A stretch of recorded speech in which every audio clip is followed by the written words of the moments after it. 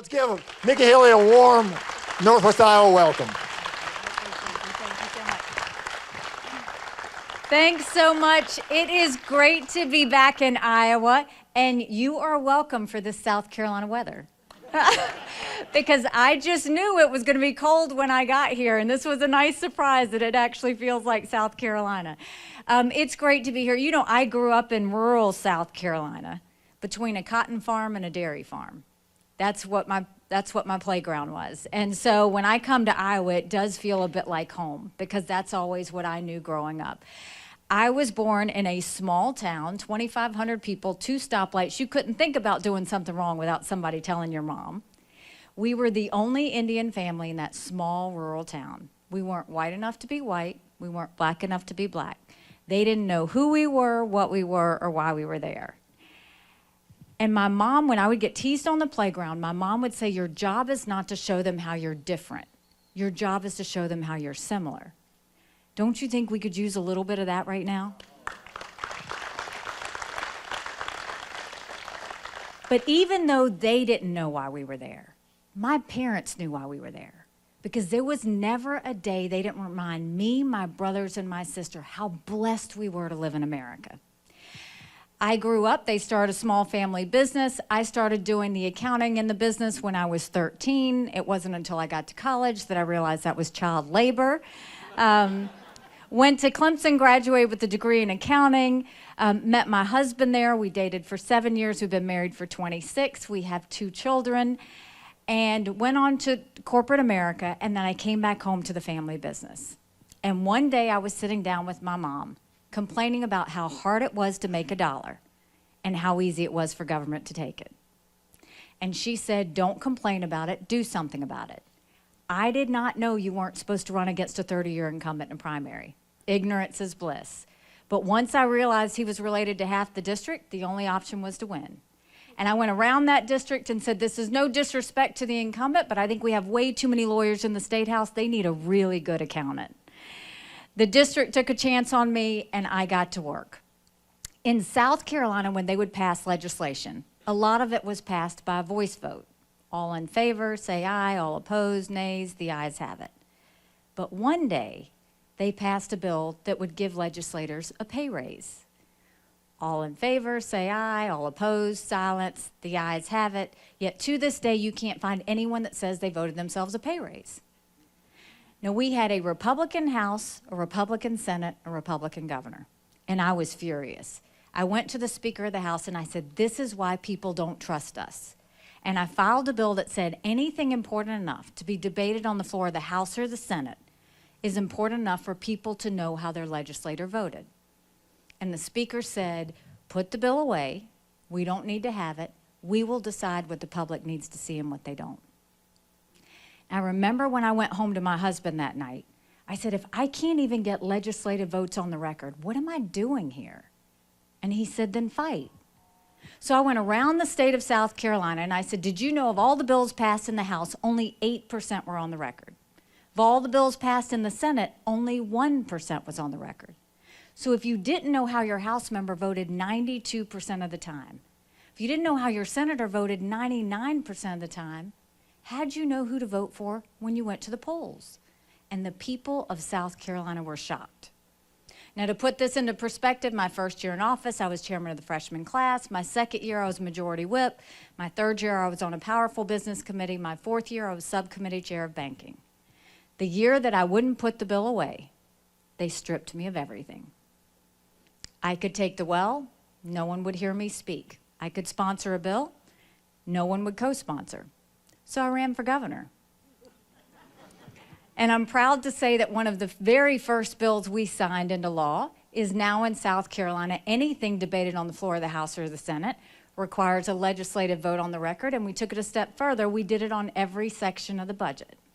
Now, I love music, and I heard some of y'all wanted the music turned down. But I love music, so on the day that I signed the bill, I blasted Pat Benatar's "Hit Me With Your Best Shot" as we signed it. South Carolina was a double-digit unemployment state, And we had a lot of people who had been hurting, and we had to get to work. But by the time we left, we were building planes with Boeing. We were building more BMWs than any place in the world. We brought in Mercedes-Benz. We brought in Volvo, 5 international tire companies. They were referring to South Carolina as the beast of the Southeast, which I still love. And then I got the call for the United Nations. And my response was, I don't even know what the United Nations does. I just know everybody hates it. But when you get the call to defend your country, you jump. And when I got there, I knew I wanted to do one main thing. I wanted countries to know what America was for and what America was against. I didn't care if they didn't like me, but I wanted them to respect America. And we got to work. We got out of the Iran deal.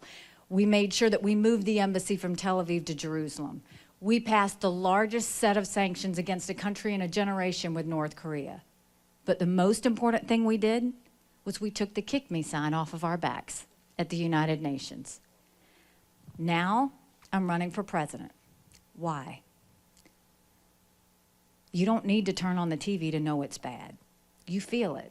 You feel it at the grocery store. You feel it in your wallets. You feel it in your kids' schools. You feel it just around town. It's bad.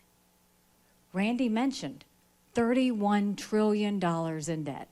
We are now having to borrow money just to make our interest payments. We have more debt than our economy, and we haven't had that since World War II. You look at all the spending that's happened, but I always spoke hard truths, always, and I'm going to do that with you today. It's easy to blame Biden, but our Republicans did that to us too.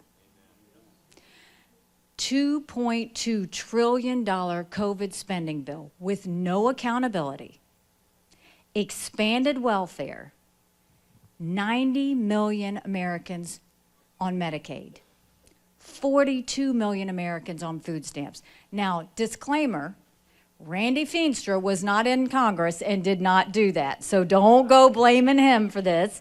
He's one of the good ones. But you look at what happened there. They expanded it knowing Social Security is going to go bankrupt in 10 years.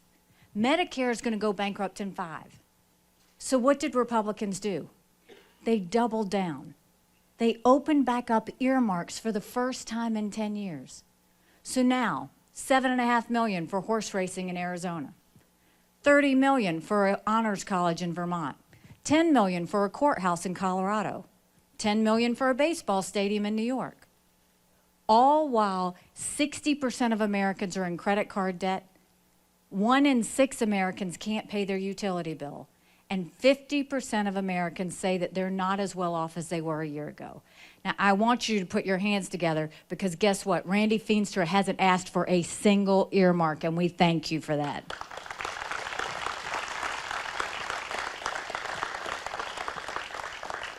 But 7,000 were asked for in December. Think about that. Then you go and you look at education. Everybody wants to blame COVID for education, but we had a problem with education before COVID. Did you know pre-COVID, 70% of 8th graders in our country were not proficient in reading? Think about that. 66% of 8th graders were not proficient in math. Then you add 2 years of lockdowns and our kids are in a world of hurt. Yet you've got 90% of American kids still under critical race theory, where if a little girl goes into kindergarten, if she's white, you're telling her she's bad, and if she's brown or black, you're telling her she's never going to be good enough, she's always going to be a victim. You've got boys playing in girls' sports. It is the women's issue of our time, and no one is saying anything about it. My daughter ran track. I wouldn't even know how to have that conversation with her. You look at the fact there was all this, drama about Florida passing the Don't Say Gay bill. And basically it said you couldn't talk about gender before the 3rd grade. I don't think that went far enough. When I was in school, you didn't have sex ed until 7th grade. And even then, your parents had to sign a permission slip, and my dad wouldn't sign it, so I was the uncool kid in the classroom next door. That's not for school bureaucrats to teach. That's what you learn at home. Parents should be able to parent, Teachers should teach English, history, science, math. They do not need to be parenting. Parents know what's best for their kids. And you should know what your kids are being taught. But then you go and you look and look at our universities. Chinese are infiltrating the universities. No one's doing anything about it. And then you look at crime. For the first time in America, people are worried about their child riding their bike down the street. They're worried that they're going to get carjacked when they go to a restaurant. And I was on the border last week because it's that important. It's one of the top issues. To think that 4.8 million illegal immigrants have crossed that border. Now, my parents came here legally. They put in the time, they put in the price. They are offended by what's happening on the border. My mom still says, if you don't follow the laws to come to this country, you won't follow the laws when you get to this country.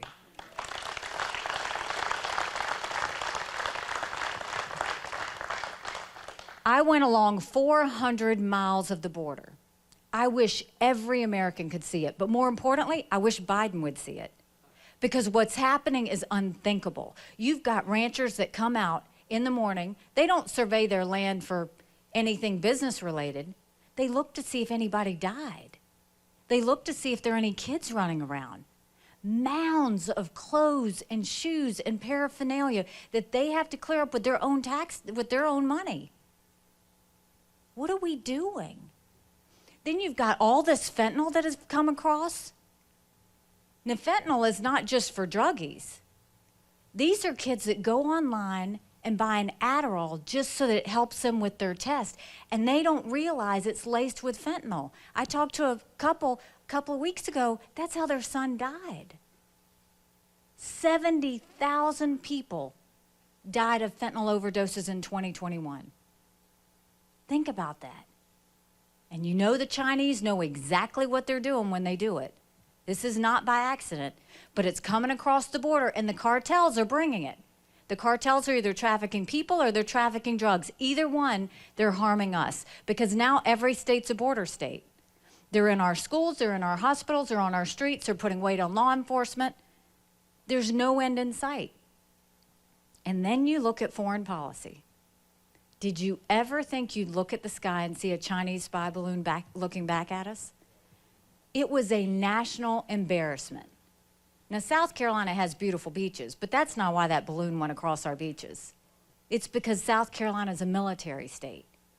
And now we know that they picked up surveillance of what was happening.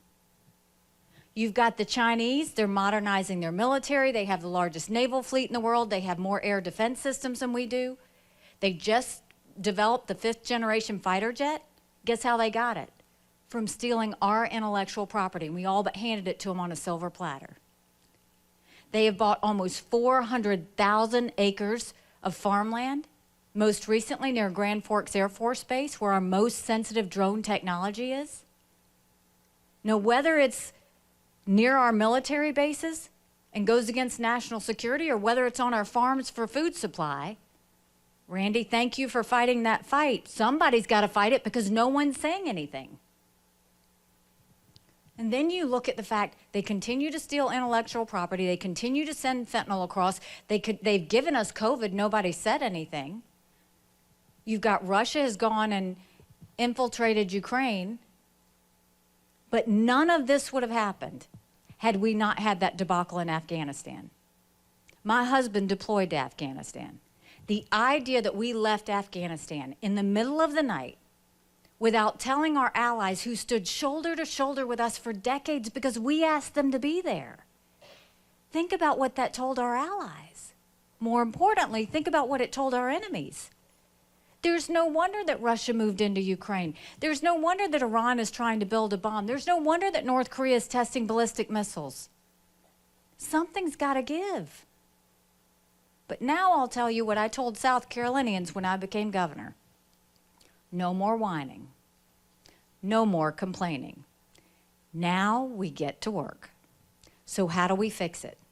When it comes to our economy, we start by clawing back the $500 billion of unspent COVID money. Instead of the 87,000 IRS agents, we go and we claw back the hundreds of billions of COVID fraud that we know exist. If spending is our problem, stop it. As governor, I had to balance a budget. You've got to balance a budget at home. You've got to balance budgets in your business. Why is Congress exempt from balancing a budget? If 15% of our budget is interest, cut up the credit cards. You never spend more than you make. And yes, when it comes to entitlement reform, we've got to do it. That's a hard truth. But we don't take from anybody that's been promised. If you gave, you get. My parents are in their 80s. I take care of them. I don't want anybody touching theirs. But my kids are in their 20s. We go to them and we say the rules have changed for you. And how do we fix it? You basically go to them and you change the retirement age so that it reflects life expectancy. Instead of cost of living increases, you relate it to inflation. It makes it more accurate. You limit benefits to the wealthy.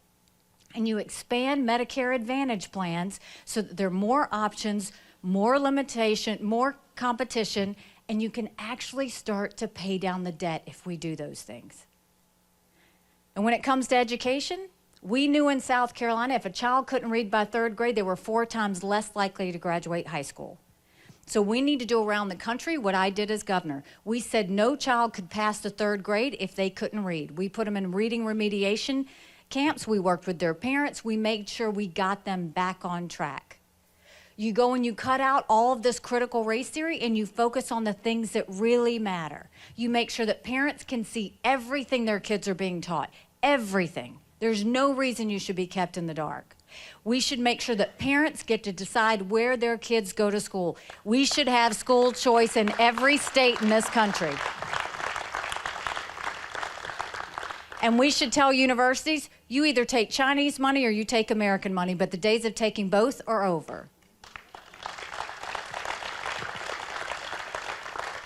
When it comes to crime, it's simple. Have the backs of your law enforcement officers and take the numbers of criminals. Tell your district attorneys that they've got to start prosecuting those crimes according to the law. Make examples of those criminals. When you do that, that's when it will stop. That's the focus that we need to have. Then when it comes to illegal immigration, we've got some work to do, but it won't take long to fix it. In South Carolina, I passed one of the toughest illegal immigration laws in the country. We put in a mandatory E-Verify program so that no business could hire anyone that wasn't here legally. That's how we got them out of South Carolina. We do mandatory E-Verify. Then you go and you make sure that you stop funding the 87,000 IRS agents and put 25,000 border and ICE agents on the ground.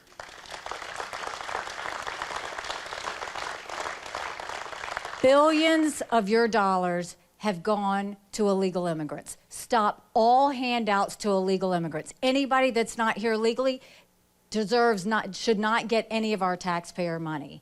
Then you go, we have to stop funding sanctuary cities. Why are we funding cities that don't follow the laws? Defund sanctuary cities, go back to remain in Mexico, make sure we keep Title 42, because that ends next month and we're gonna have a world of hurt when that happens. And instead of catch and release, we start to catch and deport. When you do that, that's what will put an end to illegal immigration.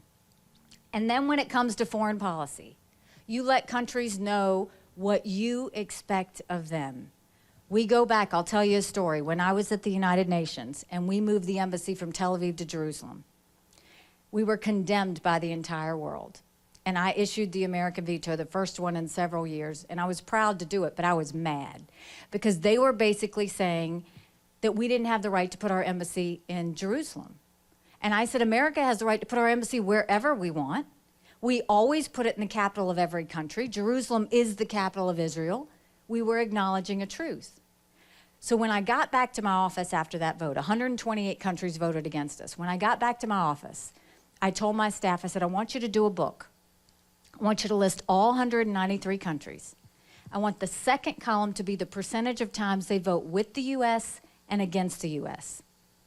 And I want the third column to be how much foreign aid we give them.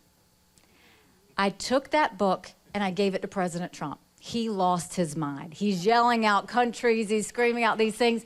And what I told him was, I said, stop trying to buy friends. Stop paying off enemies.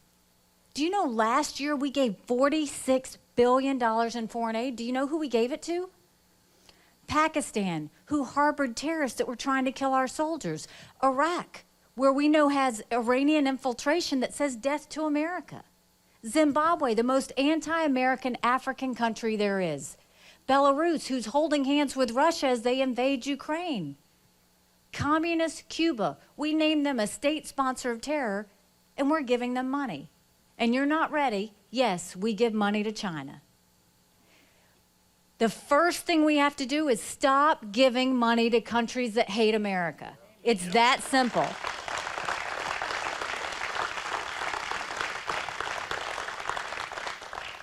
And all these lobbyists that get paid from foreign entities to lobby Congress, outlaw all foreign lobbying whatsoever. That's what embassies are for. We can't have that when it comes to Congress anymore. You do all of those things, and we'll start to get back on track. But the one thing I'm most concerned about is this national self-loathing that we have. The idea that people are saying America's bad, or that it's rotten, or that it's racist. I was elected the first female minority governor in history. America's not racist, we're blessed. Our children need to learn to love America. They need to be saying the Pledge of Allegiance in the morning, every day before they start school. They need to know we live in the best country in the world. We have to do that for them. We have to let them know what's at stake. I will tell you, as I thought about how we do this, we've been through a lot, and the one thing that bothers me, Republicans have lost the last 7 out of 8 popular votes for president. Another hard truth. We've got to acknowledge we're doing something wrong. We have to start seeing this as a story of addition. We need to go to Hispanics. We need to go to the Jewish community. We need to go to the Asian community. You need to go to African Americans. You can do it because I did it in South Carolina. You don't go to them and say, you should be with us. You go to them and say, what do you care about? Guess what? They all care about their kids' education. They all want their kids to have more opportunities than what they had. They all want a safe America that's strong abroad. We should want to win the majority of Americans because our solutions are the right ones. We focus on lifting up everybody, not just a select few. But in order to do this, it's going to take courage. Courage for me to run, and courage for you to understand, don't complain about what you get in a general if you don't play in this primary. Because we have to win in November. This is not proving a point. This isn't anything else. We have to win. We can't take 4 more years of Biden. No one can afford it. We can't. So we've got to see past the trees. And that means you have to have a new generation of leader. You've got to leave the drama and the status quo and the baggage behind. And we have to get to work. But if we get to work, I know our best days are ahead of us. So you do the work. Then you elect a tough as nails Republican woman to the White House.